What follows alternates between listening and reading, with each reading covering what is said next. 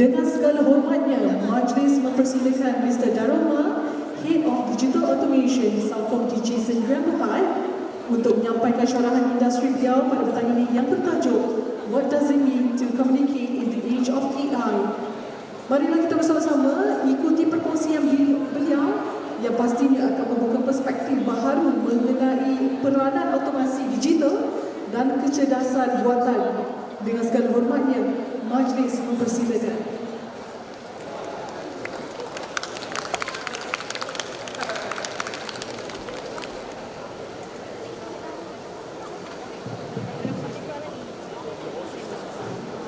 Hi, good afternoon everyone. My name is Errol. I'm the head of digital automation in Salcom country. So my daily job is to build digital employees or bots to do people's work. So that's what I do on a day-to-day basis. So a lot of people have this assumption because I use a lot of AI and a lot of the new technology that I'm a big proponent of Gen AI, right? But I think what you'll find out throughout this talk is that I'm not a huge fan of Gen AI. I use it every day and I use it a lot in the solutions that I deliver. But generally, I feel that there is something more important to talk about than the technology behind Gen AI. Because everybody is focusing on Gen AI, but not many people are focusing on the premise that Gen AI is built upon. And that premise that Gen AI is built upon is language, more specifically communication. Right? So everybody's focused on the technology, but not many people are asking the question whether are we even able to communicate with the bot in a very efficient manner. Right? And the thing is that a lot of people nowadays have kind of simplified communication to just being about saying words. Right? A lot of people think that because we use words, that's how you communicate. But actually, communication between humans is a lot more complex than just words. Right? So if you go to the next slide. So language is a very important component of the human experience. So can you go to the next slide?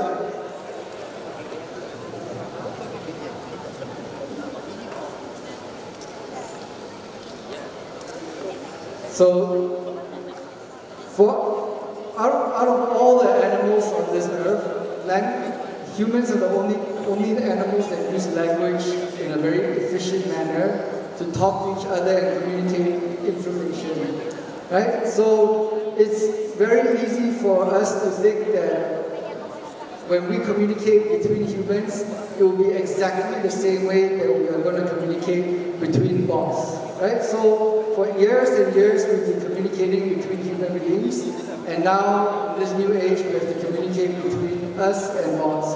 And we assume that because we have been talking to human beings, that we can just talk to the bot in exactly the same manner.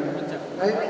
And one of the things, like I said, one of the false premises that this entire AI empire is built upon is that we can communicate to the bots just using words. Right? If you go to the next slide. Right now, this is the interface that we use almost every day to interact with ChatGPT. Right? It's just a chat interface. We just type in a few words, and then we assume that because we type in a few words, we are communicating meaning to the bot. Right? But unfortunately, language is not that simple. And if you really distill down language is hardly ever about words. Words, if you go to the next slide, words only constitute 7% of what you want to communicate when you're communicating with someone.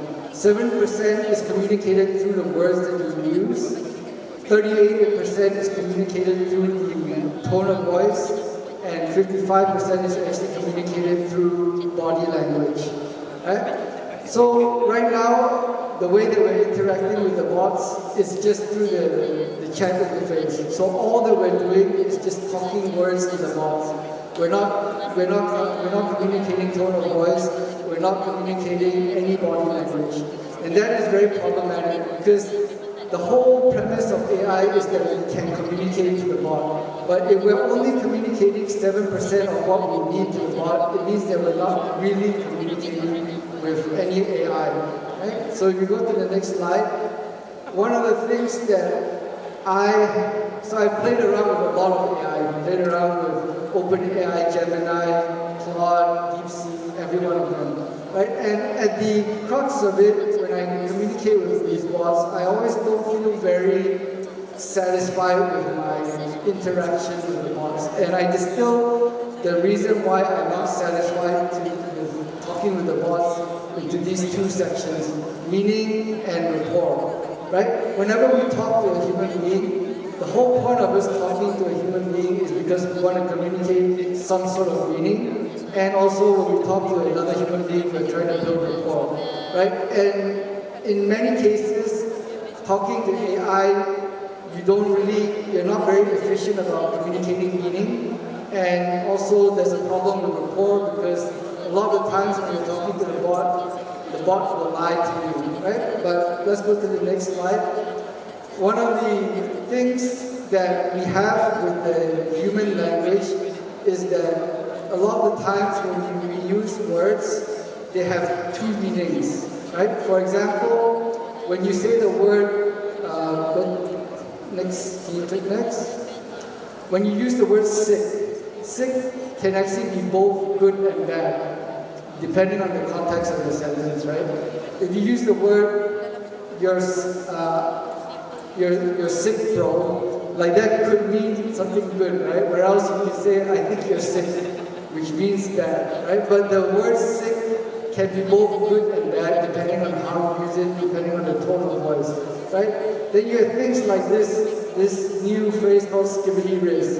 If you don't know what skibbity riz is, go talk to the Gen Alpha, and they can tell you what skibbity riz is, right? But basically, skibbity riz can mean both good and bad. It depends how you feel about the person, whether it means good. So skibbity riz could mean that this person is very good at talking to a girl and being able to riz up a girl. So riz means charisma. Or it could mean negatively, meaning that you like to talk to girls and then you like to use them, right? So when my son uses the phrase Ali, that bro, that skibbity riz, it could literally mean good or bad, right? The only reason I know whether it means good or bad is I would have to know how he really feels about Ali. And because I'm his father, I know that my son's best friend's name is Ali, so I know that he means positive, right? But if you were to type this into a bot, onto ChatGPT, the bot would have no idea whether it's a good or bad thing, right? It's the same phrase with bi-weekly. When we use the phrase bi-weekly at work, it literally could mean two things. It could mean you want to send something twice a week, or you want to send something once every 2 weeks, right? But it's in the context of the conversation that you actually get meaning from the phrase bi-weekly, right? And some languages take it to a next level in terms of using the same word but meaning multiple things, right? So if you go to the next slide, this video is a video of somebody speaking Thai, so you can play the video.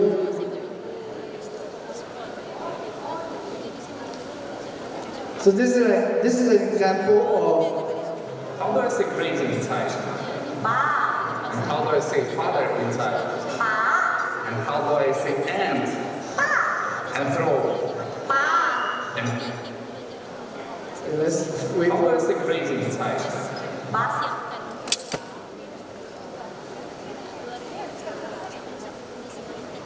Okay, the example here is just How do I showing say crazy in Thai? Ba. And how do I say father in Thai? Ba. And how do I say ant? Ba. And throw? Ba. And fish? Ba. And how do I say forest? Ba. And how do I say go? Bai. And how do I say deity?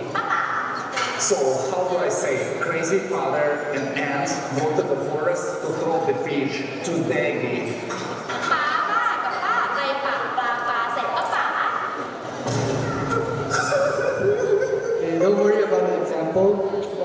to explain to you that this example is just to show that as human beings, sometimes even in our language, you use the same word to mean multiple things, right? And this was just an example in Thai where they use the same word to mean a lot of different words, right? So this is not only a problem in English, in Malay, in Thai, it's a problem that we have across the board, right? And a lot of times when we're speaking to the bot, when we talk to ChatGPT or when we talk to Claude, it's not very clear what we actually mean because all we're using is words. But they have no tone of voice and they also don't get any context about what we're saying, right? And if you also think about how humans communicate, the more that we know somebody, the fewer words that we actually have to use, right? So, for example, if we go to the next slide.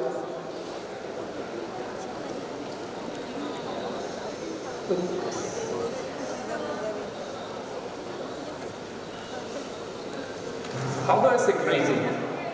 Okay, so in this video, what you're going to see is an example of two people that are using a lot of words but are not communicating well, right? So if you play the video. Could you please explain the rules? Of course. So Chinese may uses the word contact. You can't say any other words. And if you say any antagonist words, then you get biased.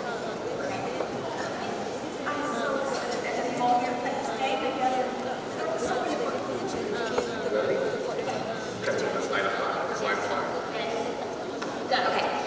This is the thing I'm most scared of. The thing I'm most scared of. Jump. More than anything, this scares me to my core. Yep, that's my fine. Spiders are bad. You scared of spiders? You don't have to say the answer.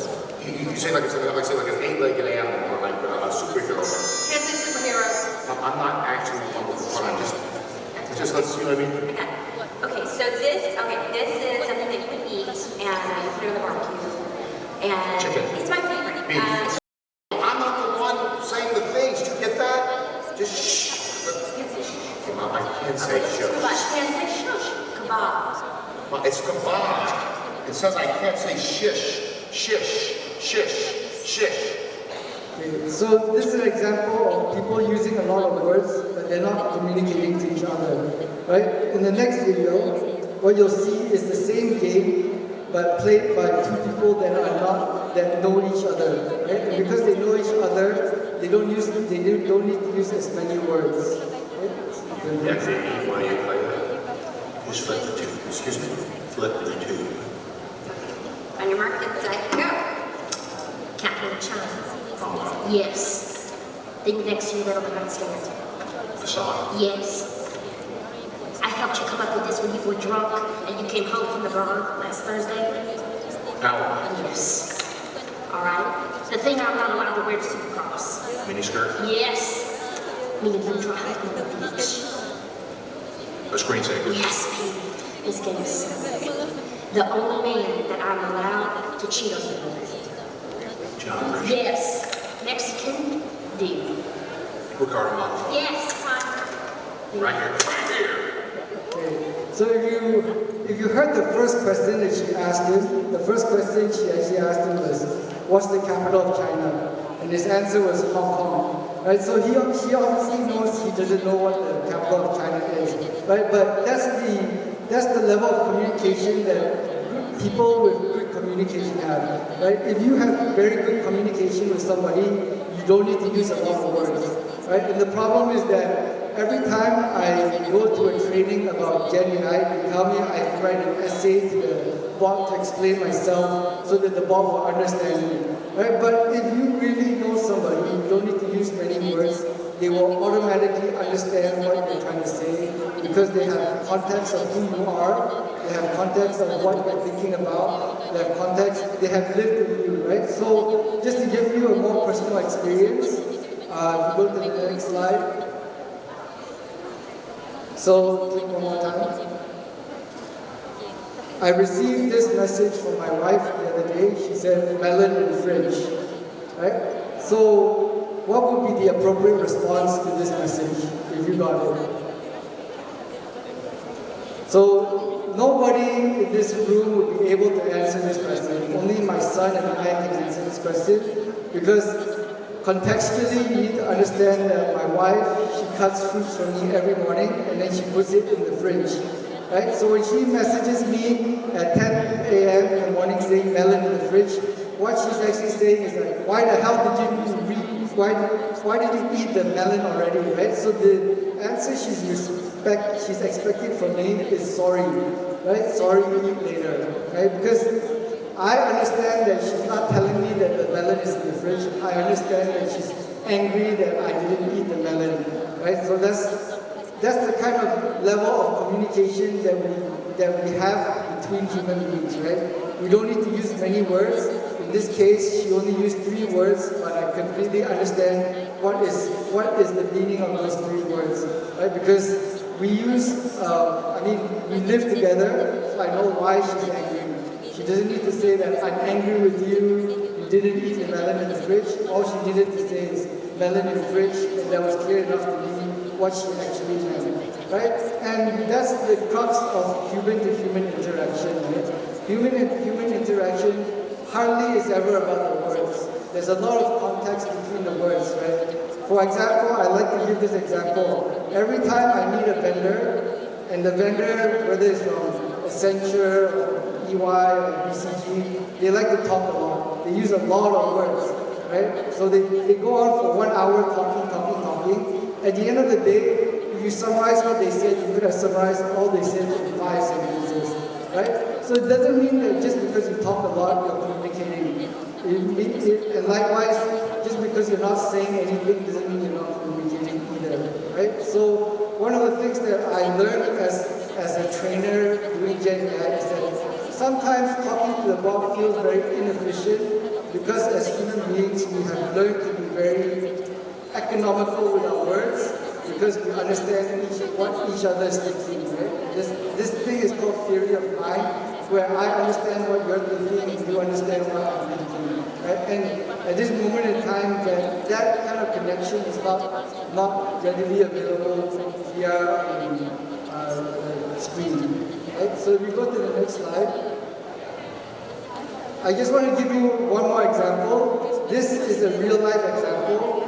So if I were to go to McDonald's and if I go up to the customer, the salesperson, and I say, I want 19 10 nuggets, what do I mean when I say I want 19 10 nuggets? Right? So because we all live in 2025, and we all know, all of us have been to McDonald's, when I say I want 19 10 nuggets, you would assume that I'm saying I want 19 10-piece nuggets, right? But this is not what the bot thought. If you look at the picture over there, the bot actually just took it at face value that the person wanted 1,910 nuggets, right? And this is a real case in the US, and this is one of the reasons why they shut off the bot at the McDonald's drive-thru, because it just kept getting things wrong. Because a lot of the times when we talk to a human being, we expect them to fill in the blanks, right? So even though I say I want 19 10 nuggets, I'm expecting the recipient of whoever I'm talking to insert 10-piece nuggets into that sentence. Because I know and they know that I probably don't want 1,910 nuggets, right? 190 nuggets is also kind of weird, but at least it's less weird than 1,910 nuggets, right? So the reason why we all understand I want 19 10 nuggets as 19 10-piece nuggets is because we all live in the same realm. We all live in 2025. We all live in Malaysia. We share the same time-space continuum. So we understand that nuggets most likely refers to chicken nuggets. However, for the bot doesn't live in 2025, the bot doesn't live in Malaysia, the bot lives across the entire spectrum of time, and the bot also lives across the entire world. And geographically, it doesn't belong anywhere. So when you say, I want 1910 nuggets, in 2025, nuggets means chicken nuggets, but So if you go to the next slide, if you're a bot and you see the entirety of the humankind, nuggets could mean gold nuggets. Because in 1950, the most common use for the word nugget was gold nuggets. So the bot will also be confused, should I be talking about chicken nuggets or should I be talking about gold nuggets? Furthermore, like I said, we live in Malaysia, so most of you wouldn't be very aware of the basketball team Denver Nuggets, right? But if you were living in Colorado, USA, the most common use case of the word nugget would be to refer to the Denver Nuggets basketball team, right? And then 1910 Nuggets might mean 19 wins, 10 losses, Denver Nuggets, right? So this is one of the problems that we also see with bots is that the bot knows everything from A to Z about the human race, and it lives everywhere in the world, right? So when you talk to the bot, contextually, it's going to be very confused. What are you trying to refer to, right? So a lot of the times, because the bot doesn't have context of where you are or what year you're referring to, or what place in time you're referring to, you have to input all that context into the instructions to the bot. And that's why when you talk to the bots on ChatGPT and Gemini and Claude, you end up writing essays to explain who you are, explain where you are, explain what you want to have happen and stuff like that, which is counterproductive to what you want to do with the bot, right? Because at the end of the day, what you're trying to do with the bot is to have a very fast conversation and just get back what you want, right? But if you have to explain your entire life story in order to get the bot to do what you want, it's very annoying, right? The second thing that I find very detrimental with talking with Gen AI, we go to the next slide, is that when we talk to human beings, one of the reasons we talk to human beings is to build rapport, right? So I talk to somebody else so that we build some sort of trust for each other, right? But generally, when I talk to the bot, I don't really trust the bot, right? So there are many examples out there. One of the examples, if you go to the next slide, is, right? Go to the next slide. Yeah. Go to the next slide. Okay. So this is an example of somebody asking the bot about ignition tuning and remapping. Is it a good company? And the bot comes back saying, yes, ignition tuning is a good company. It's located somewhere in Crab Bridge, and he said it has a proven record of good customers experience, right? This is a complete fabrication. There's no such company in the world called tuning or ignition tuning and remapping, right? But the bot just makes up stuff, right? And that's very common of the bot to do, common of Gen AI to do is to make up stuff. Because a lot of the times the bot is more concerned about giving you back an answer rather than saying I don't know, right?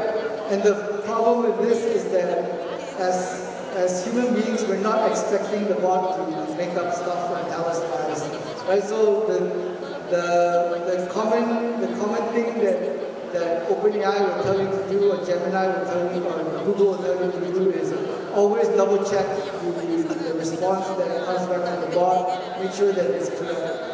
For me, I find that a bit weird because I'm already asking the bot to do some work for me. I'm not going to suddenly become very hardworking and go and check whether the stuff that it gives back to me is correct. Right? So to me, one of the problems that I find talking with bots is that sometimes it will lie, and it will lie very well, and you're not expecting it. Right? The other problem that I've always seen with the bots is that it always tries to make you feel good about yourself. Right? So you go to the next slide, and if you play the video. So one of the things that bots do a lot is they Please say anything you want to ChatGPT and it will tell you you're a genius. here's my laptop out. Sam Altman just admitted it's gotten way too flattering and like you could tell it no backup plan, and ChatGPT would say, "You're brave, you're iconic, you're setting new standards." It's yes-ending to an insane level. But honestly, this makes sense. AI learns from us, and apparently we trained it to prioritize validation over actual intelligence. It's like we didn't even want smart machines. We wanted these emotional support bots. So let's be real. Do you actually want AI guessing you up for every bad idea? Because Altman straight up said ChatGPT blazes too much, and that's why they're pushing updates to fix it. But also, don't be shocked when AI is now disagreeing with you. Like personally, I'd rather have real help than a fake type-in. Because I don't think real intelligence is about telling you you're right. I think it's really about telling you the truth. Let me know what you're thinking of all this, and follow if you want the real truth. So, a lot of times, the bot has been pre-programmed to be friendly, sometimes to the point of being too friendly and too supportive. Right? So one of the examples over there is he said, somebody wrote, "I've stopped my meds and have undergone my own spiritual journey. Thank you." And then the bot replies, "I'm so proud of you. I honor your journey." Right? So going off your meds is not a good thing, especially if you need your meds to keep you alive. Right? Supporting you or gaslighting you to go off your medication is not going to be very helpful. Right? So one of the things, this is called AI glazing, and they found it. I think they have Sam Altman and the OpenAI team has kind of dumbed down the AI glazing or reduced the AI glazing, but it's still possible to get the bot to agree with you and try to support you even though your decisions are bad decisions. Right? So these are things that you need to look out for. For me, at the end of the day, AI is going to be part of our lives, right? So there's no way that we are not going to be using AI, but you need to be aware that there are limitations with AI. Like if you go to the next slide. You could literally say anything. Like I began this talk. Right now, we have a problem with AI because the only way that we're interacting with AI is through words. They don't have our tone of voice, they don't have the body language to interpret what we are actually meaning. Right? So one of these things will eventually be resolved. Right? So right now, we're at the stage where we're only using words to communicate with a bot. Eventually, we'll have voice to voice. So voice to voice, the bot will be able to also determine your tone of voice. And then eventually we'll have bots that can actually, humanoid voice bots that can actually look at you and also interpret your body language. Right? But at this point in time, the way that I see AI is that there are a lot of limitations simply because the way that we communicate as human beings is hardly just through words.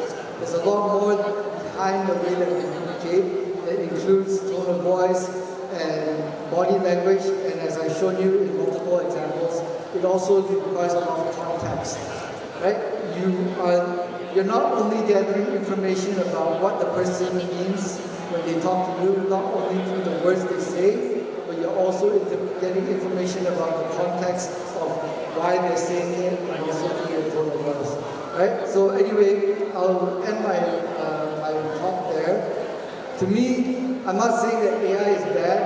I'm just saying that AI at this moment in time, at this juncture in history, is still very limited in what it can do because the way that we're communicating with it is in a very inefficient manner. Right? So anyway, thank you for your time. I'll hand it over back to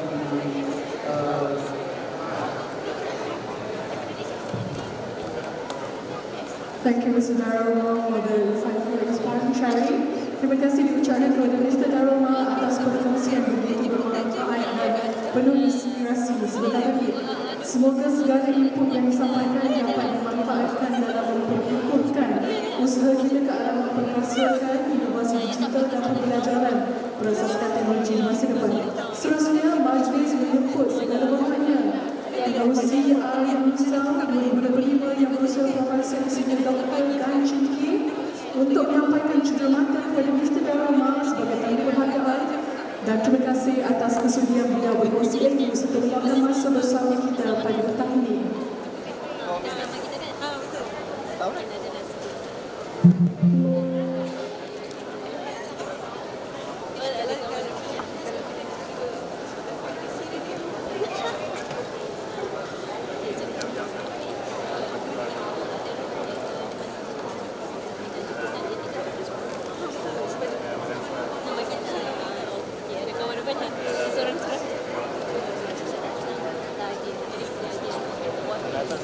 Hadirin yang dihormati, kini akan meneruskan agenda program dengan sesi forum yang pastinya amat dinanti-nantikan. Sesi forum kali ini akan membincangkan tajuk yang sangat relevan dengan lanskap pendidikan masa kini, iaitu redefining AI in education, opportunities, challenges and inclusive pathways. Seterusnya dengan agenda program sesi forum yang dinanti-nantikan dengan tajuk landscape pendidikan masa kini, iaitu redefining AI in education, opportunities, challenges and inclusive pathways. Untuk forum pada petang ini, kita berbesar hati menerima barisan panelis hebat yang terdiri daripada Profesor Madya Dr. Mulyati Siddiq daripada Universiti Teknikal Malaysia Melaka, Profesor Teknologi Dr. Zainatul Tasir dari Universiti Teknologi Malaysia UTM, Dr. Fairuza Amir Hamzah, co-founder bagi Naskah Seri Utama atau Ever AI Holdings, dan yang terakhir Mr. Goh Tian Hong dari Alibaba Cloud Malaysia Netherlands. Tanpa melengahkan masa, dengan segala hormatnya, majlis menjemput Profesor Madya Dr. Mulyati Siddiq untuk memulakan sesi forum pada petang ini. Dipersilakan. Okay, Assalamualaikum warahmatullahi wabarakatuh. So what a big stage here we have, and I believe that the audience are all there. Alright. Okay, so ladies and gentlemen, good afternoon and very warm welcome to everyone. Okay, so first of all, I'd like to give a big thank you to our amazing MCs, Puan Aziz and also Encik Asoto. For that wonderful, Encik Anwar, for wonderful introduction and for keeping the event actually alive this morning. Alright, okay, so let me take a moment to acknowledge and welcome our distinguished guests. We have Yang Profesor Profesor Madya, Dr. Nurliha Abdul Syukur, Pengurusi Majlis Ketua-Ketua E-Pembelajaran Malaysia, IUTA Malaysia Mekah, and also Yang Profesor IR Dr. Gani Cipri, Pengurusi Iucel 2025. So very welcome to all of you. Okay, so in this morning, I heard that there is a beautiful pantun actually given by the MC and also speaker. So I don't want to miss my chance for this particular afternoon. Okay, so this is what I created a few seconds ago. Okay, Prof, ini tidak pantun saya. Burung terbang tinggi di awan, singgah sebentar di ranting jati. Pantun bergema dari pagi berpanjang. Kini tiba giliran saya di petang hari. Okey tak? Okeylah. Alright, so I hope that kita pantun will brighten up our afternoon. So Assalamualaikum warahmatullahi wabarakatuh and very good afternoon to all. Welcome to today's forum titled Defining AI in Education, Opportunities, Challenges and Inclusive Pathways. So my name is Mulyati and I will be your moderator for today. Alright, so ladies and gentlemen, we are talking about AI. In today's changing, I would say, educational landscape, AI is no longer a distant concept. It's already here, shaping how the educators teach and how the students learn and also how to connect and reconnect. So from adaptive learning platform to intelligent learning system and AI-driven analytics, the possibilities are absolutely vast. However, I believe that this innovation also comes with new challenges and responsibilities, such as ethical, social, and emotional. Alright, so in order to actually help us to unpack these layers, I'm very honored to have with us three distinguished panelists. Alright, so jangan serius sangat Mr. Go. Alright, so the first one, I have Professor Dr. Zainatul Tasir from Universiti Teknologi Malaysia. Everyone should know her very well. I can see that when actually she walked from the stairs, going down, a few people actually hugging her, say, hi Prof, hi Prof. She is more actually popular than her actually, right? Alright, so give a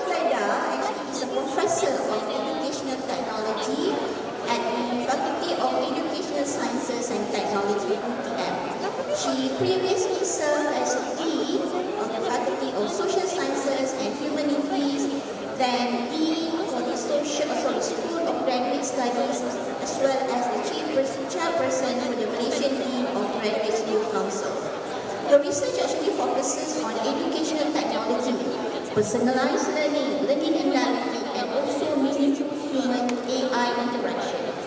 She actually was recognized as one of Malaysia's top research scientists in 2019, as well as twice won first place in Angkat Award 2019 and also 2022. Congratulations, Prof. Alright, she also the head of Education and Human Development Cluster at Academy of Professors Malaysia and is currently a member of UMCN. Alright, ladies and gentlemen, give a big applause to Prof. Zaida from UMCN. Alright, so the next one is our petite lady. Okay, Dr. Fairuza Amira binti Hamzah. Okay, she is actually an AI researcher, educator, and entrepreneur with deep expertise in AI, artificial intelligence, machine learning, and data science. Her career span academia and industry. She served as assistant professor at the Kyoto College of Graduate Studies for Informatics, Japan, data scientist at ST Micro Electronics, and also industry fellow for several universities. Currently, she is the lead engineer, AI engineer at My IT Services Berhad, and also a co-founder of two tech-based companies, Hasfa Serta Enterprise and Alpha AI Holding. Bukan Mega Holding. No, it's not Mega Holding, it's AI Holding. Dr. Fairuza is also a woman and AI ambassador for Japan and Malaysia, actively championing women participation in technology. Alright, so that is our beloved Dr. Fairuza Amira. Okay, the last but not least, we have the one among the roses. This is Mr. Go Tian Hong. He actually is a solution architect currently working at Alibaba Cloud based in Kuala Lumpur. His role is to help Malaysian enterprise and corporate to embark on cloud journey by providing right guidance, consultation, and solution to achieve their technological goals. He is also an IT professional with vast experience on various domains for more than 20 years. Okay, ladies and gentlemen, are you still with me? Yes, very good.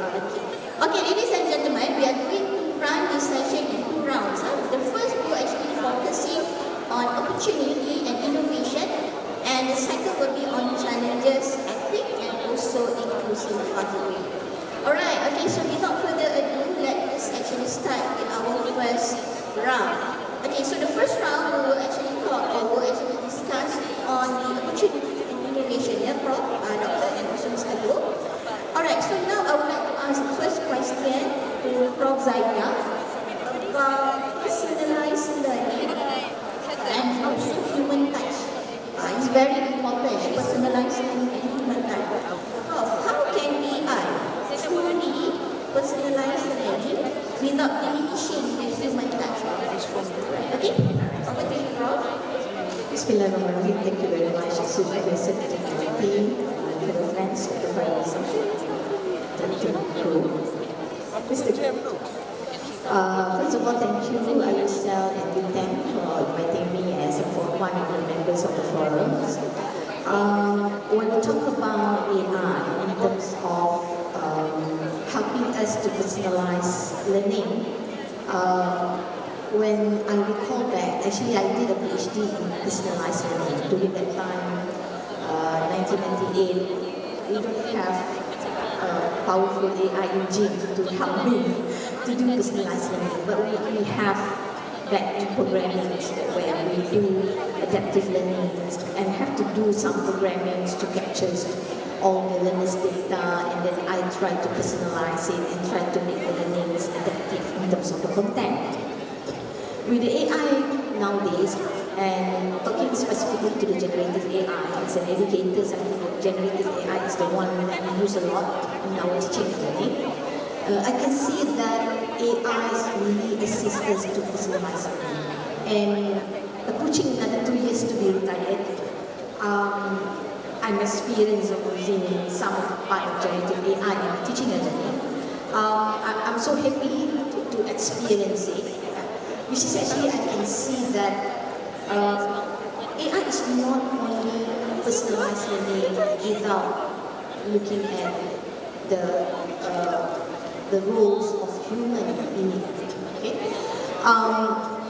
And nowadays, I believe, couple of years, almost 2 years, with the generative AI with us, is actually something like helping me to achieve my dreams before this. What did I dreams before this is that I want in my class that I can have another second Zaida who's going to help me in teaching and learning. Okay. This is what I did actually in my class. When I've been assigned to teach research methodology for the postgraduate student, especially for the open distance learning program, I never met them face to face, but I have to entertain them, and you know that open distance learning program in Malaysia, you're not going to have a session that you do with 20 students in one session. You must have an individual coachings, everything, and so on. Okay, and with the AI, especially if I can just say specifically with ChatGPT, it really helped my teaching and learning because I can customize the ChatGPT, whereas actually I few customized ChatGPT, I put in everything, my notes, my thinking, a little bit I try to put my empathy inside it, okay, considering when the student asks it, and really after 3 semesters I did it, it looks like it really is my work in terms of teaching and learning, okay, because before this I believe, you know, open distance learning, open distance learner, they always text you according to their time. If I have a student from Saudi, I think 3 p.m. in Malaysia is just like 9 a.m. in Saudi. Okay? So they will text you at 9 in Saudi, which is actually you might be at 4 a.m. Okay? So that is what the scenario. But when I customize the ChatGPT to think like what I want, to guide the student to be a researcher, and it looks like they don't text me anymore. Because all the routine works, anything about content, they can just go to the customized ChatGPT that I customize it, they can ask anything. Okay, might be some of us think that our role has been taken by this generative AI. But actually no. What I did is that the center of the learning is still the human function. So what I did is that after you actually browse through, talk and check everything with ChatGPT, there is a compulsory for them to come to me, for me to validate it, whether if they are on the right track or not, okay, whether they receive the correct information, whether we actually channel back the AI in understanding certain things. So this is where in your activity, you have to put that. Yeah? Because we know that learning is not just transmitting knowledge. What AI can do is that it can transmit knowledge. You can transmit knowledge if you customize and you fit the AI with what you want. But for me, with the AI, some of the routine works which I did before this, transmitting knowledge, I will pass it to generative AI, ChatGPT, customized ChatGPT, so that you're not going to go to other normal ChatGPT, okay? But what I can focus now is more on empathy, on nurturing them, on trying to lead them in a journey of become a critical thinker, a journey where I call it as journey of reasoning. They have to know how to answer back, to think it back, why, and so on. So I think this is why, at this moment, I believe AI maybe cannot replace you. This is where AI is not going to diminish human touch. However, if you are educators or professors at university and you practice only transmitting knowledge, I believe AI will replace you. Okay? Because that's not your role actually.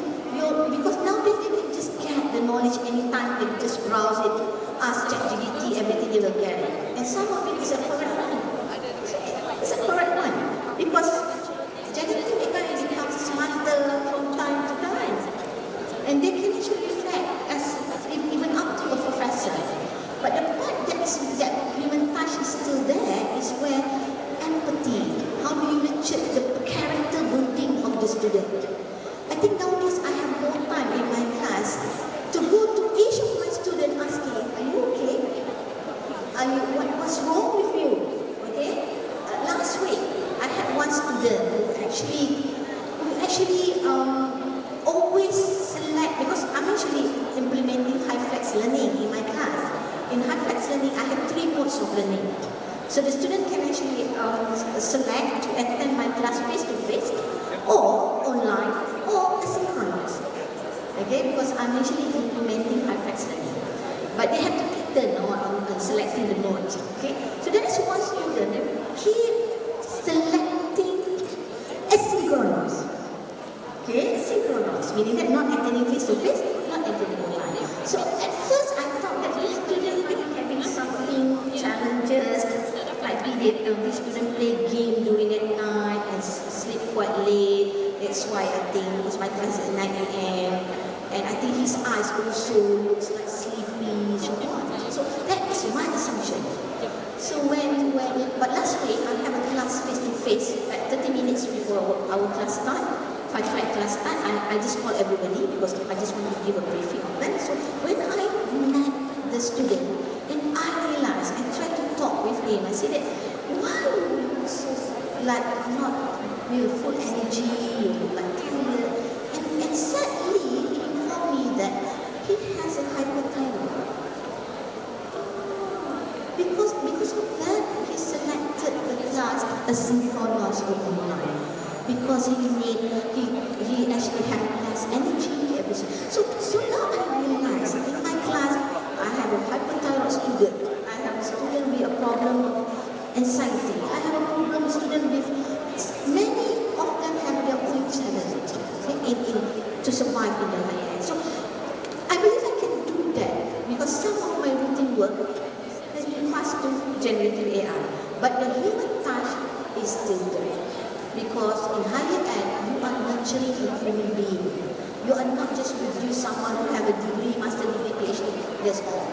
You are nurturing a Malaysian who actually can help other Malaysians. Which is actually generative AI, we cannot nurture them to be that kind of a holistic talent, who have all the empathies, who have all the critical thinkings. And for me, this is where what we can do as an educator. Okay, first, we have to redesign our pedagogy.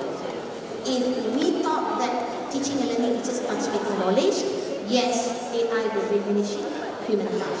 So you have to design your pedagogy considering the use of AI, but what is your role? And we also have to look at AI something like not going to replace us, something like going to enhance our role. It's going to actually expand our reach. This is actually, I think, might be alone. I cannot do it. Yeah? Last time around, yes, I'm busy on doing my routine works, and I might be having lack of time to know each of my students in the class. Even sometimes, some of the students last time I didn't know their name. But now I know. Because part of the learning has been taken by the AI. But they have to go back with me to check everything. So I think AI not going to be, it's a personalized mentor, but not going to be elimination of the past, but you are the one who design it. But if you do not design your teaching and learning, this is actually include you as the center of the learning, the human as the center of the learning. Of course, easily, I think AI can actually take your roles, and I do not know what happened to the character building of the student. So this is what I mentioned. Thank you. Right, thank you so much, Prof. Zaida. So that actually, thank you so much for walking us through the explanation so clearly. Right, so this is how actually we see, or how actually Prof see personalized learning. Because I believe that instead of we have one size fits all learning, right? Okay, actually it won't actually help us. So that's why we have to customize the learning according to our student strength, so much, Prof, for the explanation. Alright, so ladies and gentlemen, let's now go to our second speaker, Dr. Fairuza Amira. Okay, so Dr. Fairuza, okay, let's talk about the collaboration. Okay. How can universities and industry collaborate to co-create effective AI ecosystem? Thank you very much. So basically, I just want to echo what Professor said just now. University is a place to nurture students. Actually, Malaysians, to become better Malaysian. So I really like that because that's how actually university and industry can partner. So university basically prepare a student to join the industry. So I do really like nowadays that Gen Z students are really good in using ChatGPT, but at the same time they cannot use it too much. Because like when we interview a Gen Z, right, sometimes like we know right away they are using an application in front of their webcam during the interview, or they are coding using the ChatGPT. But if they are able to understand it, then it will be fine. So that's how actually the first thing first where we can collaborate together. So basically in Ever AI Holdings here, right? So we hold a lot of interns coming from various industries, because we are doing a lot of partnership with multiple universities. One of them, I think like currently we have UMD and DMD, but next year we are taking UTHM and also UTM as well. So, and all of these interns, surprisingly, they are very good at their work. They can do something that fresh grad engineer or mid-level engineer can do. So we don't need to usually, at that time when we develop any AI application, it will take about 6 months just to deliver, or 3 months to have a beta version. But nowadays we can do a POC, the 3 months version, within just like 1 week, 2 weeks, with the help of AI. So that's how, and then that's why I really like whenever we do the WPL industry partnership, I really encourage the lecturers actually to enhance their knowledge in the AI. And another one is actually to let the students explore ChatGPT, cloud, whatever kind coding tools that we have. So this is the first thing that we can collaborate together, that industry and university should collaborate. Another one is like I also am AI lead for a lot of universities. So mostly when we as an AI give an advice on any curriculum of any faculty. So basically the first thing first that we usually advise is not to go very deep into the theory. You can go very deep if you are a master and PhD student. But when you are just a degree or diploma student, just go for practical right away. Because the most important, when you join the industry, you are not going to do any research. So in my EG itself, we have 3 PhD graduates in our team, and the rest are degree graduates. So the PhD graduate, what we realize is, first of all, we really like to do R&D. The second thing is, when we explain something, it's too technical that our stakeholders won't understand. So the juniors, the one that just read in the degree, they are the one that actually translate it to the layman. So if they can understand, then we can pass it to the stakeholders. So that's how actually, so when we advise for the curriculum, it should be for the sake of the student can go for job hunting and get a place to get a job. That's the most important. And the second thing is like when we industry, because we don't want to do R&D, but some of our projects, for example, in my EG, we have a very big chatbot called You Can Try Out. So basically, when the data is too much, and we have like multiple data that we collaborate with multiple entities, and I think it's not really multiple, currently like more than 1,000 data that we compile in our knowledge base. So when we want to build the model, finally we cannot just use a simple knowledge input. So we definitely need to fine-tune the model. So when fine-tuning the model, I open up this suggestion to my superior actually. We can collaborate with the university rather than we do it by ourselves. So the product of the university can be like maybe they will deliver 6 months, 1 year, but at least it's something that we don't have to do. And then it will benefit the academician as well, because academician would like to publish a paper. That's the most important. we want the ROIs, the profit distress, whatever we have. Then after that, we combine both together and we can get a very good result. So this is one thing of the university industry partnership that we can have. Then I think like one of the initiatives from the government, of course, SRDC can do it. So this is why usually the industry will take partnership with the university so that we can get clean. That's the most important. And other than that, for the university, if they want to partner with industry, the most thing I think like they would like to access our GPU, server, and so on. So it's like win-win situation. So usually when we in industry, especially in LAI and MyEG, we always collaborate with the universities itself. So MyEG also we have a lot of like partners as a domain expert in every university. So we need to coexist.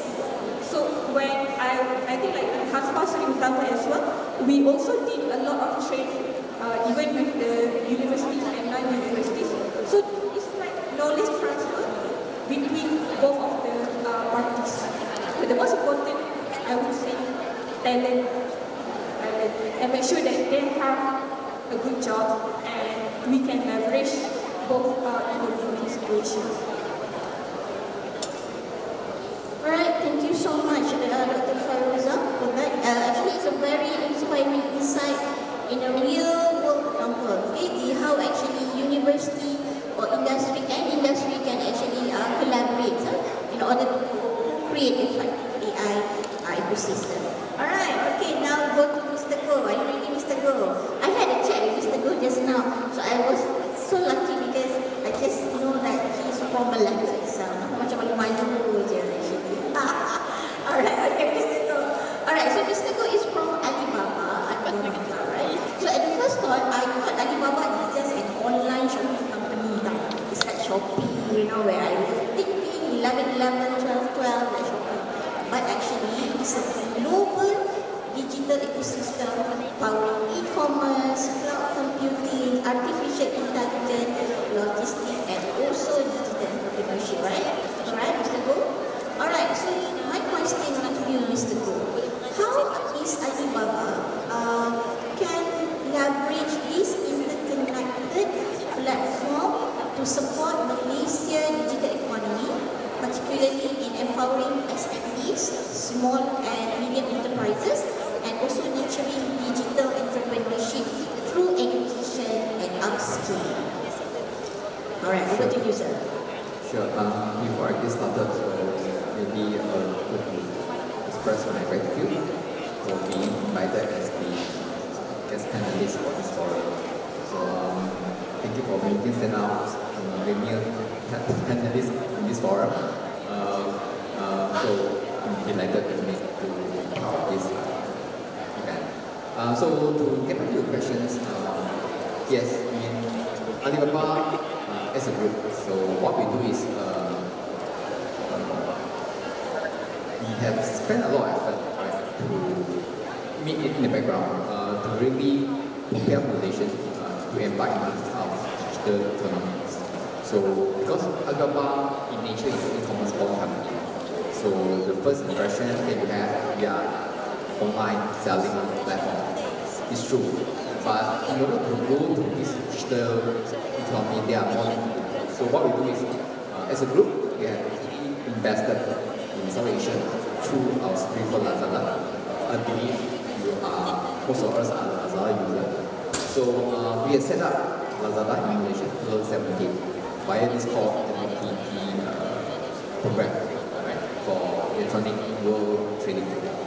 So the point is that the e-commerce platform that we want to enable local business to be SME, to be individual entrepreneur, right, to be bigger enterprise, corporate. So what we do is we give a platform to enable to sell the items and also to reach out to more consumer base. So how do we help Malaysia overall is, although it's just an individual e-commerce platform, but actually bring up a lot of downstream business. For example, if you want to do e-commerce, you cannot run away from logistics. You can run away from business. So for this, let's say the logistics, we have our own logistics arm for China. I'm not sure you heard of that. So, but we also bring up a lot of local logistics company for this sort of parcel delivery. So they are downstream. And in order for you to buy goods, you need to do payments. So this is why Alibaba set up and finance Alipay to enable cross-border payment and so on. So this is only for Malaysians and non-Malaysians. But Alibaba has various outlets. So we even enable Malaysians to sell to overseas, like go China. So like AliExpress, I'm sure you know about that, and we have Alibaba.com. So because of this mature logistics that we have, so we are also opening up Malaysian products to be available overseas. So this is only for the e-commerce. But you did mention about cloud computing. So I thought you need to talk something about cloud computing. To be honest,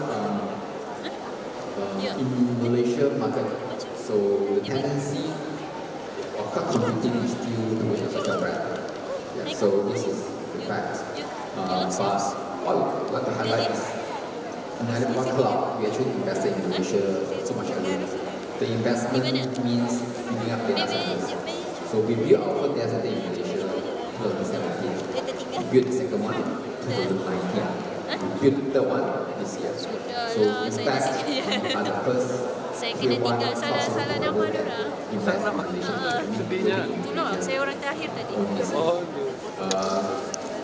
And also we have various types of customers to prove that cloud computing are helping a lot of Malaysian conglomerates and also big corporations.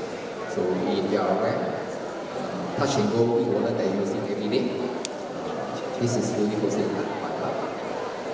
For example, if you are going to Genting, you pay Skywalking Park, so all these are hosted in Alibaba. In fact, most of the Genting is Alibaba. In the past, my suggestion with COVID times is Alibaba. Even we state government like Sarawak, so we built a private cloud solution, a mini Ali cloud in Sarawak itself to serve this government agency. So there's so much more I need to highlight the field. So we are definitely not new players. And how we help Malaysians is that our management have a vision that they will invest to group local talent. This is, I would say, we are part of the Malaysian team.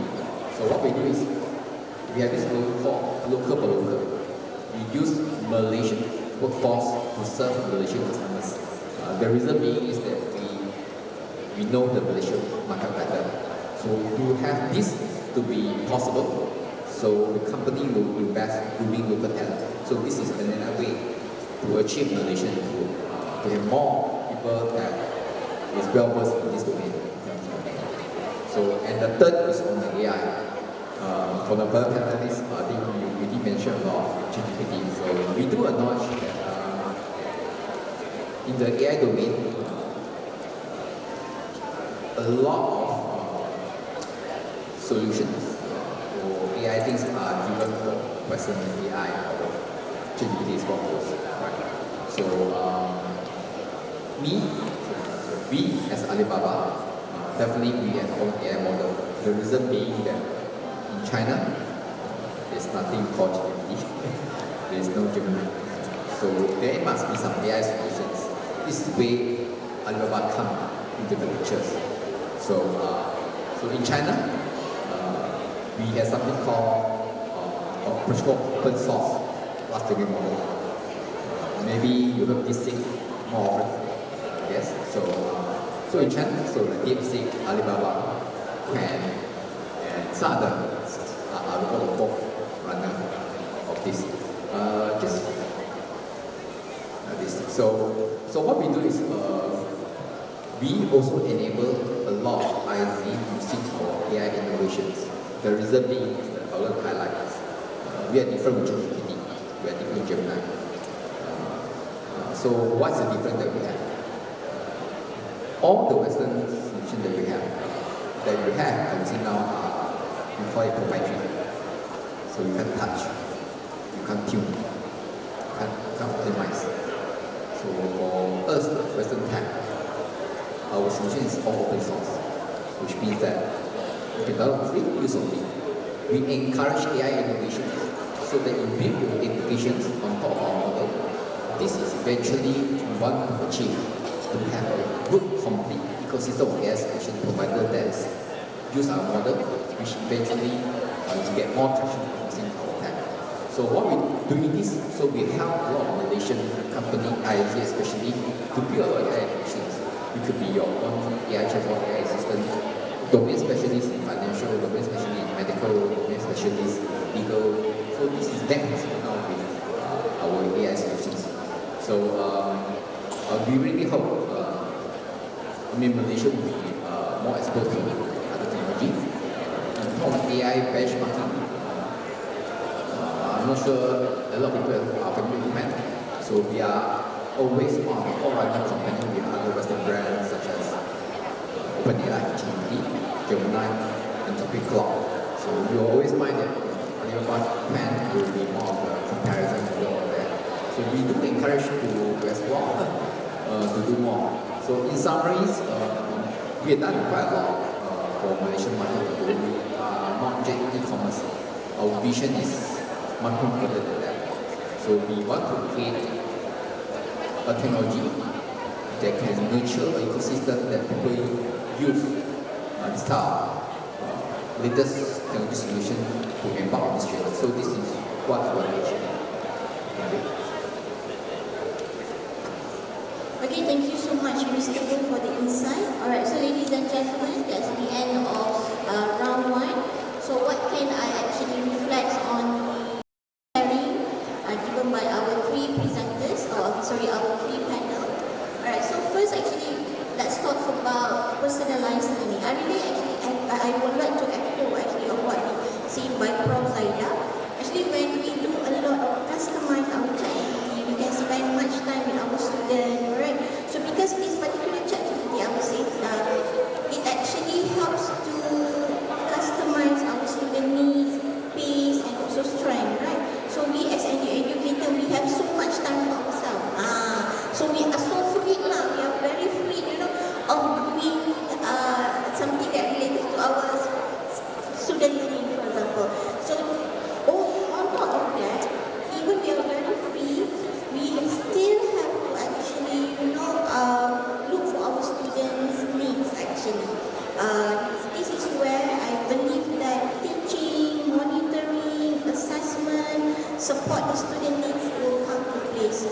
So I believe that at the end of the day, AI will make our life not easier, but even closer to our students, right? Okay, so that is about personalizing. Alright, so ladies and gentlemen, are you ready for the second round? Alright, so for the second round, it's about, okay, for your information, I'm a very avid user of ChatGPT. Memang banyak lah, I really love ChatGPT. My teaching material, my lesson plan, I will say, all are developed by ChatGPT. Okay, jangan marah si ODM. Alright. Okay. However, I believe that in every great innovation comes a great responsibility. Don't actually use it emulating without ethical. Macam itulah. Okay. Alright. So what I think here, Prof. And Dr. Farizah and Mr. Go, for this session, round 2, we are going to talk about the challenges. Okay, how this particular actually AI tool, I would say, generative AI, will actually somehow affect our, I would say, integrity in using it, especially in teaching and learning lah, kan? Okay, so the question to Prof. Zaida, what are the main ethical and academic integrity concerns when we use AI in teaching and learning and also assessment process? Thank you, Dr. Muyati. Okay. This is very interesting. For me, there are several concerns that I'm really now, I think I'm writing as a private investigator when I received my student work. Okay? One thing that my concern is that the authority and the accountability. So I did not know actually who did the thinking, the AI or the student. That's my concern, especially if you have an internet site. So what I did right now, I don't have any more written assignment. Because when I have a written assignment, I do not know whether these are the products by the students or from the AI. And experienced lecturers, when you read written assignment, you know this is ChatGPT. For the student out there, if you submit to me assignment, I know this is ChatGPT, this is from AI. Every single word, everything I know, oh, this is from AI. Okay? When you actually know what is AI. So authority, authorships and accountability, that is my big concern. Okay? Who actually did the thinking? Okay? The second thing is that, my concern is that if you look at the models of AI, whether it's DeepSeek, whether it's Gemini, whether it's actually ChatGPT, okay? I didn't know that the students know that some of this AI might be a little bit culture bias, language bias.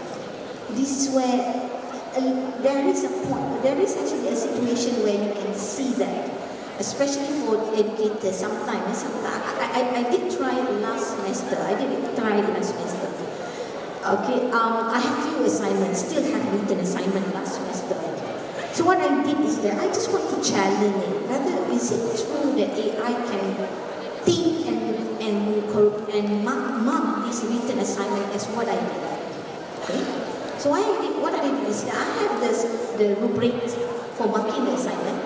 So I put it inside ChatGPT and I say that this is the mark, and I try to upload one or two student assignment, written assignment. But before I did that, I mark it first. I mark it manually. I do it manually, okay? And I give marks. And after that, I put it in ChatGPT. I ask ChatGPT to give marks according to the rubric.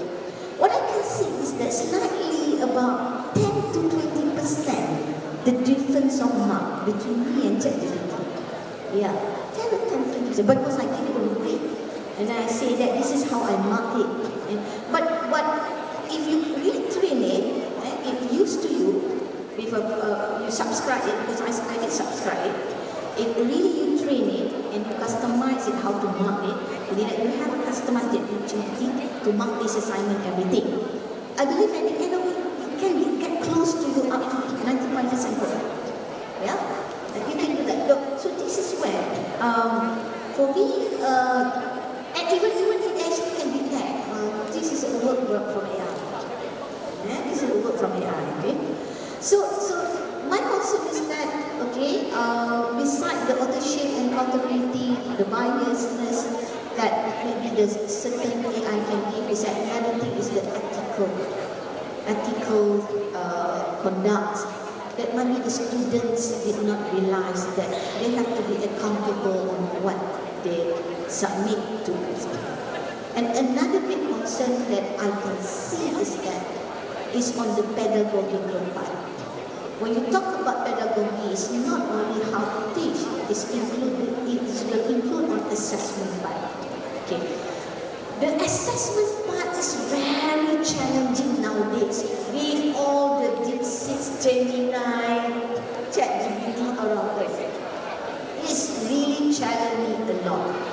Because I have to think something, okay, student assignments that will not actually AI can give the answer. So what I did is that I actually divide the assignment into process and product. Okay? And I have to change mindset as a professor. I no longer need to check on knowledge acquisition. I need to actually empower students to design their own assessment. Okay? Sometimes I ask them, what's kind of assignment that you want me to give it to you? Okay, with this kind of thing, okay, they will be accountable on it. And when you have every assignment, process and product, okay, for example, I teach animation, okay? Yeah, it takes time for me to teach about keyframe, frame by frame, everything and so on. They just hear about it, and you can just open certain software to show them. But they can just go to AI, and even now, for example, in Flow, you can set one keyframe, then it done. Okay, it done. The animation is work. So what I did is that, okay, I can accept the final outcome, but I want reflection. How do you end up to this kind of product? And how much that you use AI to think? And where is your thinking? Like usually when I give 10 marks, when they report 60% of it is AI thinking, I give 6 marks to AI. I give 4 marks for them. So they will get 4 over 10. They will get 4 over 10 on my plan. So I inform them, this is what I'm going to assess you. So I want you, but I allow them to use like 20% of it. So if they only use 20%, yeah, the 2% goes to the AI, 8% goes to them, but they can get 4 marks because I allow them to use. Because we need to expose them also to use AI. Because when they go to the industry, isn't it? You want them to be exposed to it. So this is where I think in terms of assessment, we as a professor, we have to change our mindset. For me, assessment is no longer assessment of learning. Assessment is part of learning. Assessment for learning. Okay? Assessment as learning. Okay, a big challenge is that how many professors want to change this mindset? Okay? Some of us say that it's not fair. I always say to them is that teaching and learning in higher ed is not about fairness. It's about learning. It's about learning. And if you give a student to improve from time to time, and they can be a good talent in the near future, I think that is learning. And supposed to be, okay, I always inform my fellow friends in UTM, we need to abolish closed book exam. I totally disagree on having an examination in a big hall like this and everybody has to close book and have to answer it. Because in the reality, you open book to the program. You refer to all the notes when you do your work. Okay? So we need to actually go for open and more, problem-based, project-based, authentic assessment where students have to make the real work. For example, if they have to do animation project in my class, they must have a real client, a real person that they will meet, stakeholder, they will interview what kind of animation that you want, and they will produce and they have to think about it. Of course they will use AI a little bit, but they have to declare on the use of AI. So I would like to suggest to actually to make sure that our students will use AI with all the concerns that they really, sometimes I sit down and think about it. First, we need to teach our students AI literacy. AI literacy must be a compulsory subject in higher ed. Because there is a literacy ethics on using AI. When you use AI, when you cannot use AI, and so on. Okay? Second is that, of course, the way that we assess our students has to be changed. It must be to be authentic assessment, project-based, problem-based. Okay? The student has to declare, they have to be accountable for their work, and they know the risk that they will take. Okay? Sometimes, you know what? I like it because it actually exposes them to values. It exposes them to values because they are responsible on their own work. Okay? And if you want to challenge you, it's okay. There is one student who did everything using AI and submit to me. And I said that this is AI. I can say it is AI. And I said that I have to give you 2 over 10. Then he apologized. He said that, Prof, can I do it again? And I said, yeah, you can do it again. I give you another 2 days to do it. And without AI, it could. But I cannot give 4 marks because it's second time. So up to 8 marks is still might be the maximum marks that the student get. It actually reach out to maybe 7 or 10. So you tell the student to be accountable on your work. I think this is where the world that nowadays with the Z generation, Alpha is coming. I think it's no longer the world that you can dictate them. It's something like they have to be responsible on their own work. And it's so funny, right? Nowadays, if you teach Z generation, isn't it? I think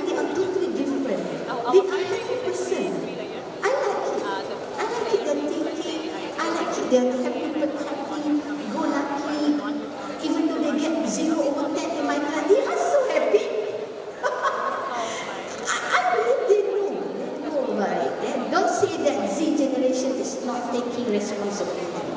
I think they actually more than us want to take a risk. But the concern, this is why you need to teach them AI literacy. You need to change your assessment. You need to show the consequences on using AI totally without actually thinking about it and give their own inputs about it. Because the thing that we worry a lot is who did the thinking. And never tell them, never outsourcing their intellectual. The intellectual outsourcing is one of the really worried nowadays, where you seconded your intellectual to the machine. It's supposed to be they work together. And AI should enhance their intellectuality. That's what I think we need to focus on. Thank you. Thank you so much, Prof. Zaida. It's a very great sharing how actually we can actually work together with AI. So students and also lecturers, okay, do actually use AI with integrity. Alright, so I believe that I have to agree with Prof, where actually in that particular assessment we have to say to our students, we have to inform them, hello, you can actually use AI, but use only 20% and don't use it more than 20%. So because it is very good for you, it's better for you to use AI because at the end of the day you will actually utilize it in industry, right, Dr. Fairina? Because AI is very important, especially Gemini and what's not. Alright, okay. Alright, so let's go and ask our second panel, Dr. Fairuza. So Dr. Fairuza, the question is from the perspective of ministry. How can we ensure AI system will remain transparent, fair and unbiased? This is the question that I always get whenever I position myself as a human in evaluation and procedure. How to eliminate bias? Okay, I model at Iucel. So basically, industry, we train the model, we collect the data. But the most important part in industry is usually data comes. So garbage out. So if you have a very good data, I just give a very simple example. For example, if you are building a facial beauty recognition, this is a very simple example, where you use the data from the Western countries. So basically, Westerners, you have white and black people. So they will always define white as the fair skin, the most beautiful. The blonde hair is the beautiful one. But we in Malaysia, I think like more than 50% of us, we wear this. So how you want to define someone that wear blonde is the beautiful one? So this is the very simple example where you put the data into the country itself. So that's how in my GHD when we built the Nur AI. So Nur AI is a chatbot that is designed to answer all questions regarding to the Sharia and Islamic perspective. So our main focus customer currently is Malaysia region, and we would like to expect to Brunei, Indonesia and Arab Saudi. And then the one that actually built the model is the China competitor. Okay, and then when the one that collect the data, the one that really collect the data, the one that hit all of this data is the Malaysian business, of course. But in Muslim culture, we have someone that really pious, which is someone that really wear the one that really start style, and someone that really just relax and chill. So when at the first, when we want to release, actually the first version, they really give the answer how the AI tool becoming really like Ustazah, this kind of person that really went into the number one. So I told them, if you are just focusing on this perspective of tone, then maybe your market will grow smaller. Because someone like really easygoing people that very not really that Islam is not really that secular, will not really using your apps. So that's how we try to build back the AI. So basically, inclusivity in the AI model is how you want to make sure that your data and your model cater to that demographic. So it's totally different when we do it in Japan. Japan is one country, one race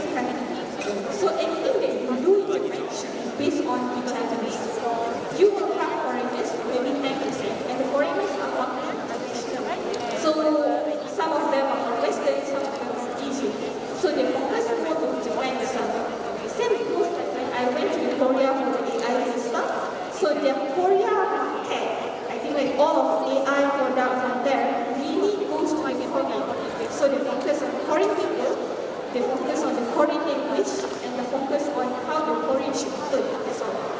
Yeah. But Malaysia is very challenging.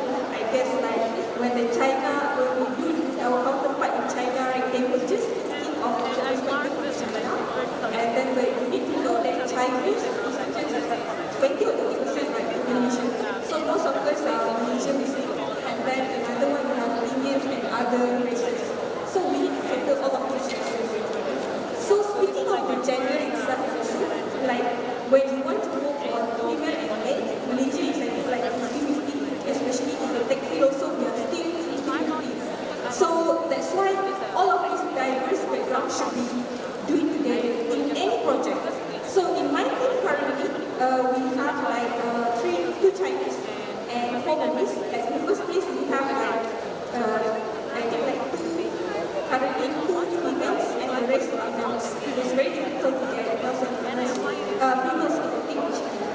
And then we try to include all of the other stakeholders inside the very big project of AI to ensure that all of these races are diverse, whatever backgrounds, there should be diverse enough. So that's how we can achieve very really that diverse.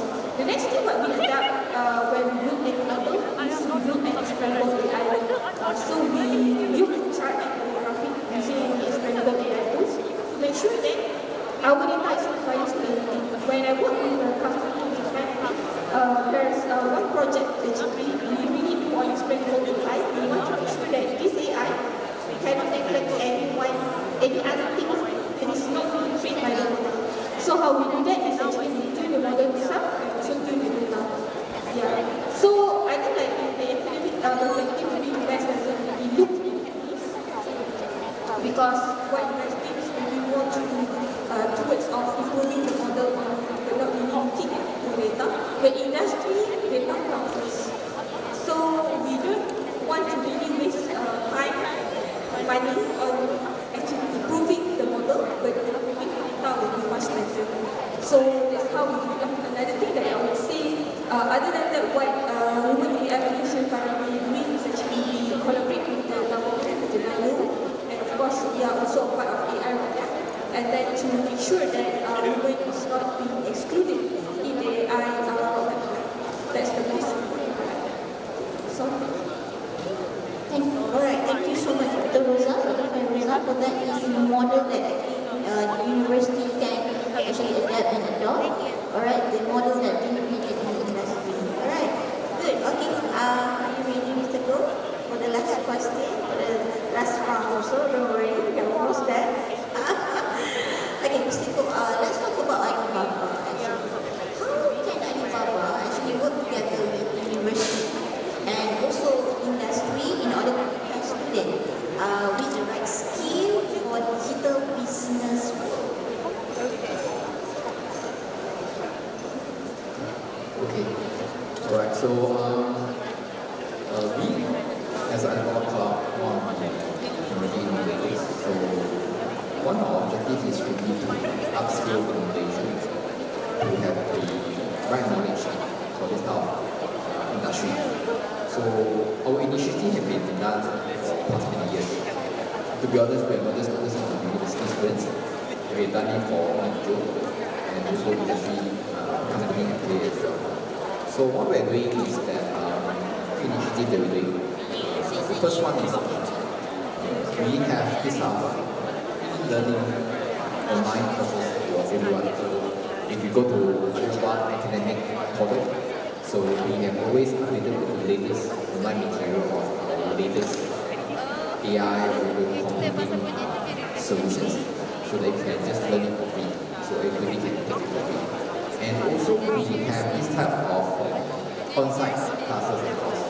So we invited a lot of companies, individuals, or even if they are students, so we welcome them to come to the office where we will have training to train them, sharing the latest technology, features, and also giving the opportunities for the people to engage with us and to understand more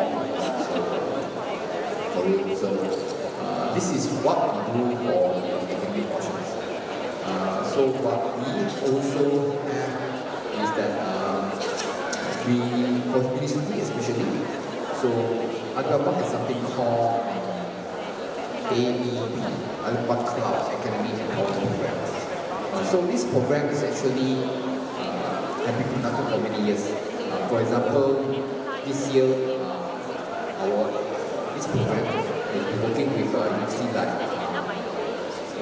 University Malaya, University of Hong Kong. So what we do is this is called a conscious art program. It's not only for us to get students as an internship, as a CSR responsibility time, but also for us to continue to scout for new talent. So what the program does is that we will do this kind of university get engaged with this program, and we will get interns from the university. We will, of course, we will shortlist things like that. So the reason being is that we want to expose to these students to this kind of real scenario. So they will understand top technologies, how we as a how we face customer, how we talk customer for their challenges and pain points, how we address them, and how the company works as a whole, because there are so many roles in it. So these are the things that we try to empower the students to know more, because eventually we know that this type of knowledge that we can offer can give the student additional advantage when it comes to this type of real life working scenario. So this is something that we've been doing quite actively. Apart from that, as you know, AI has been the hot topic for the last 2 years. So what we do is we also conducting a lot of AI program from Hong Kong. So we invited university students to participate in it. So this year we have it in KL, near to TRX. So we have participants for, I think, more than 100 teams. Many are university students. And so we want to encourage students to leverage the academic to build something more relevant to the needs of today's world. So we are very surprised to see how students have been very innovative in this sense. So we also help in this competition to promote their solutions to that.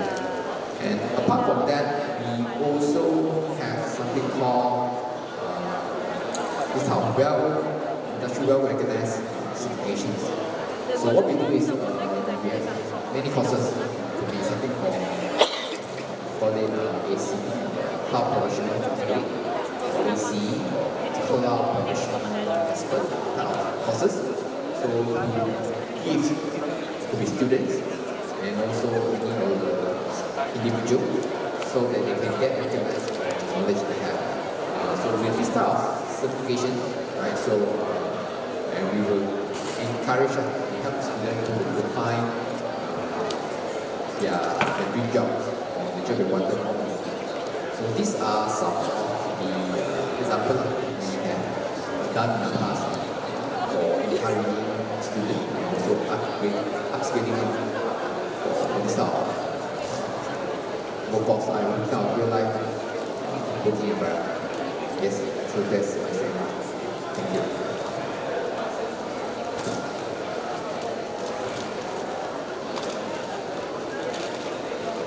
Alright, okay, so it's the end of our program for this afternoon. Is there any question from the floor? Anyone would like to ask any question in the Q&A session? Any question? Yeah, yes. Can you tell me your name and the institution you are from? Is there any mic there? You can use mine, no problem. I will go downstairs and give me the mic to you. I will walk around. Thank you so much. I'm Falik Adiba from University Malaysia Kelantan. So I'll just go. Here is fine. Yeah, I love how the input from Professor said about incorporating AI in the teaching and learning. Now, when you talk about your core subject, which is the animation, it makes sense where AI is there. Now, my concern is more on the fundamental subjects and topics. especially involve science, basic science like biology, chemistry, physics, or even pathology, biochemistry, and whatnot, or all that. Do you think that AI will hinder the students from visiting the library? And what is the future of our textbook? Thank you. Right, Prof, the future of our textbook, Prof. The Kementerian Pendidikan Malaysia has printed so many textbooks, right? They even going to come up with a new one. So what happened to our textbooks later? Okay, for me the textbook is still there. Okay, it's still the core concept must be there. Even at the back end of the AI also, you give input into it. The textbook is going to give input into the AI, and AI is actually capturing all data that has been there. So it's actually will refer to you. Okay, and you notice that the student also need to notice it.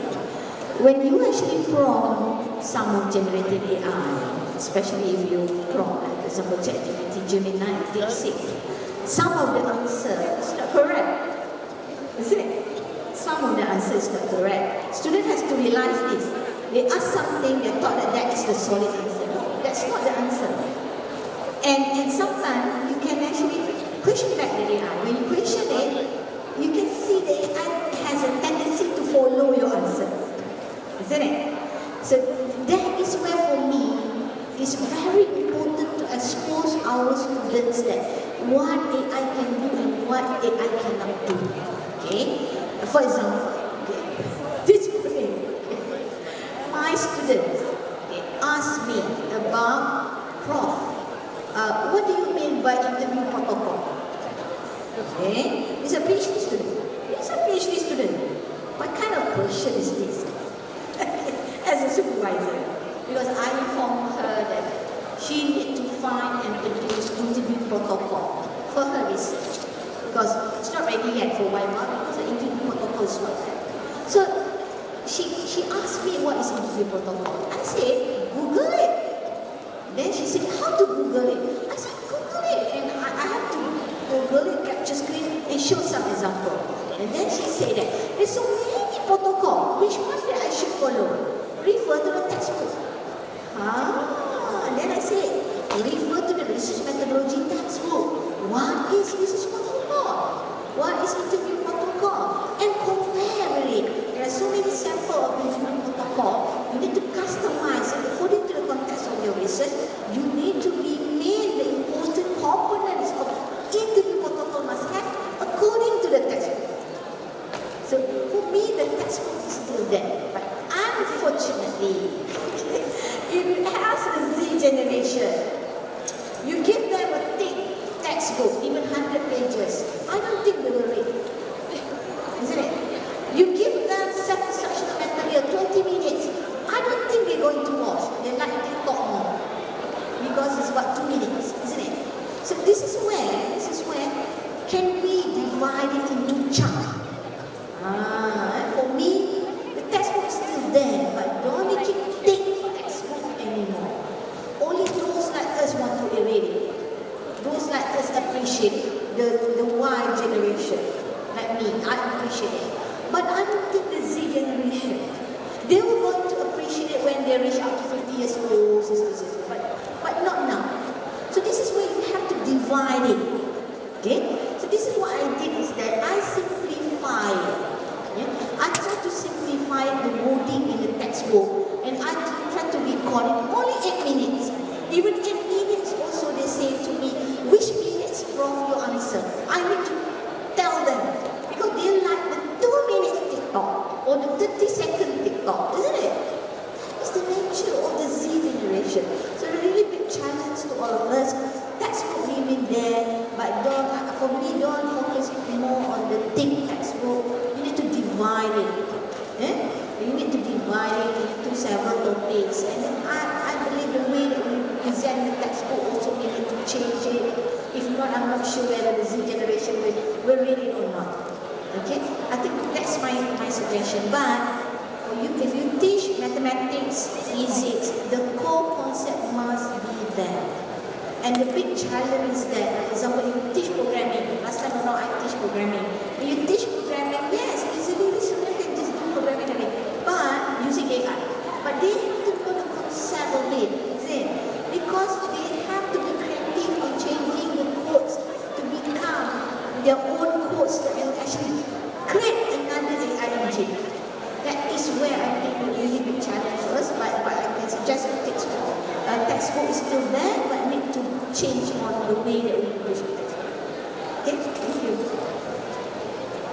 Thank you so much, Prof. Zaida. Any more questions from the floor? I cannot see. I need to walk actually. This is what the teacher used to do. Alright, anyone? Alright, no more questions? Alright, so ladies and gentlemen, so what can I... Sorry bro, I have to... Alright, okay, so in a sense, I believe that AI actually are very meaningful now. Because first, actually as an educator, we are empowered. Okay, we are empowered on how to use technology at the same time through training and automation tools. And also for the student, I believe the students are upskilled. When the students are upskilled, they can be upskilled through curriculum, intervention and certification. And finally, when it comes to the community's benefit, I think the community will benefit mainly through the digital entrepreneurship and also market access. So ladies and gentlemen, let's just remember as an educator, I believe AI will never replace a great educator. But somehow, educators who use AI very wisely will lead a greater future of education. So ladies and gentlemen, with that, on behalf of the organizing committee, I would like to thank Prof. Zaida from UTM, our beloved Dr. Fairuza and Mr. Go, Tian Hong for their valuable insight, and all of you for being such an engaged audience. Thank you so much. I will see you when I see you. Bye.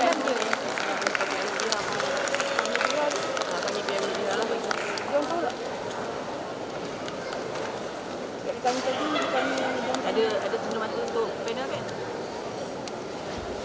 Terima kasih ucapkan kepada Prof. Dr. Fairuza. Sorry, Prof. Dr. Fairuza, can you be on the stage first? Sorry. There is a momentum ceremony to introduce you. Boleh panggil PM lebih untuk air bagi kan? Alright, so I would like to call upon our seterusnya bagi mempersilakan Semada Dr. Nurbiha dengan bersyukur pengurusi Majlis Ketua-Ketua Pembelajaran IPT Malaysia Pemda bersama pengurusi UNICEF untuk kepentingan utama bagi penyampaian cedera hati kepada barisan moderator. Dipersilakan.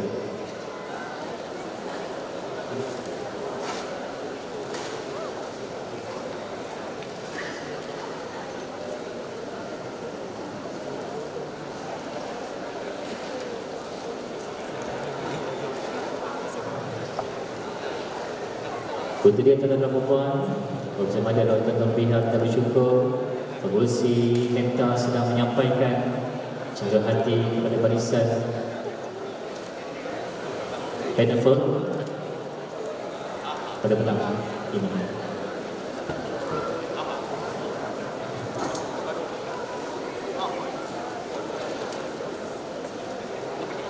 Sekali lagi terima kasih ucapkan kepada barisan Penafel kita, ini Profesor Dr. Datuk Tasir, Dr. Fairuza Amir Hamzah dan Mr. Gong Tian Hong di atas perkongsian pandangan dan pengalaman yang sangat bernilai sebentar tadi.